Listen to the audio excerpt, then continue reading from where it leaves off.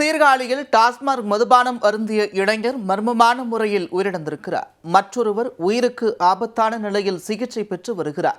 மதுபானத்தில் எதுவும் கலக்கப்பட்டதா? உயிரிழப்புக்கு காரணம் என்ன? மயிலாடுதுறை மாவட்டம் சீர்காழி அருகே வருஷப்பத்து கிராமத்தைச் சேர்ந்தவர் கணேஷ். இவர் வீட்டு உபயோகப் பொருட்களை பழுதுபார்க்கும் வேலை செய்து வருகிறார்.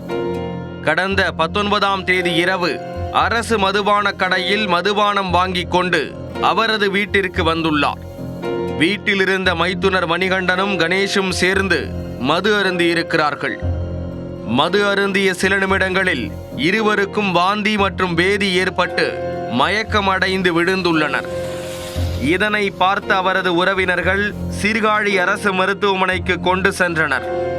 அங்கு அவர்களுக்கு முதலுதவி அளிக்கப்பட்டு மேல் சிகிச்சைக்காக சிதம்பரம் அரசு மருத்துவமனைக்கு அனுப்பி வைத்தனர். இருவருக்கும் தீவிர சிகிச்சை அளிக்கப்பட்டு வந்த நிலையில் வெள்ளிக்கிழமையன்று கணேஷ் உயிரிழந்தார். மேலும் மணிகண்டன் உயிருக்கு ஆபத்தான நிலையில் தொடர்ந்து சிகிச்சை பெற்று வருகிறார். மாமா வா ஆளு கொஞ்சம் குடிக்கலாம் அப்படின்னு சொல்லிட்டு கணேஷ் சொன்னதுக்கு ஆளு கொஞ்சம் மட்டும் குடிச்சிக்கலாம் அப்படின்னு சொல்லி ஆளு கொஞ்சம் குடிச்சிருக்கிறாங்க. குடித்த உடனே மணி அண்ணன் போதல்ல அப்போ தானே கொஞ்சம் குடிக்கிறாரு. மாமா போதையில் தான் இருந்தார். ஆனால் ரொம்பலாம் இல்லை, கொஞ்சமாக தான் இருந்தார். மணி அண்ணன் குடிச்சிட்டு டம்ளரில் ஏதோ வாடை வருதுன்னு சொல்லிட்டு பொண்டாட்டிகிட்ட எடுத்துகிட்டு காமிச்சதுக்கப்புறம் ஆமாம் ஏதோ ஸ்மெல் வருது, மட்டமான சரக்காக இருக்கான்னு தெரியலை அப்படின்னு சொல்லிட்டு பயந்துக்கிட்டு அண்ணன் உடனே ஒரு மாதிரியே தொண்டை எரியுதுடி அப்படின்னு சொல்லிட்டு பாத்ரூம் உடனே லூஸ் மோஷன் ஆகிட்டு பாத்ரூமில் வந்துட்டாங்க.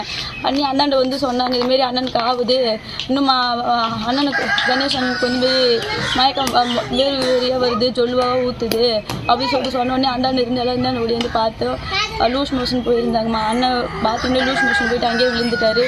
மாமா இங்கேயே படுத்து அப்படியே படுக்கையிலே லூஸ் மோஷன் போயினாங்க.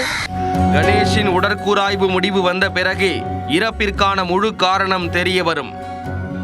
இருவரும் அருந்திய மதுபான பாட்டிலை கைப்பற்றிய போலீசார் அதிலிருந்த மதுவை ரசாயன பரிசோதனைக்கு அனுப்பியுள்ளனர். மதுவில் ஏதாவது கலக்கப்பட்டதா என்பது குறித்து சீர்காழி போலீசார் விசாரணை மேற்கொண்டு வருகின்றனர்.